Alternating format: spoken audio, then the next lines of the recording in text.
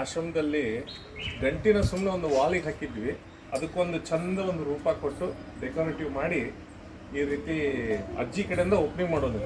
ಇದು ಪ್ರತಿ ನಮ್ಮ ಟಿಫಿನಿಗೆ, ಊಟಕ್ಕೆ, ಚಾಕ್ಕೆ ಎಲ್ಲ ಬೆಲ್ ಹೊಡಿತೀವಿ. ನಮ್ಮ ಆಶ್ರಮದವ್ರು ಎಲ್ಲರೂ ಡೈನಿಂಗ್ ಹಾಲಿಗೆ ಬರ್ತಾರೆ.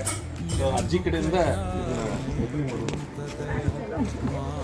ಹಿಂಗೆ ಉಲ್ಟಾ ಹೋಗಿ ಸರ್ ಹಿಂಗೆ ಹೊಳ್ರಿ, ಹಿಂಗೆ ಹೊಳ್ರಿ, ಇಲ್ಲಿ ನೋಡ್ರಿ. ನೀ ಅವ್ರ ಕಡೆ ಬಾ, ನೀವು ಈ ಕಡೆ ಬರ್ರಿ. ಮಾಡ್ರಿ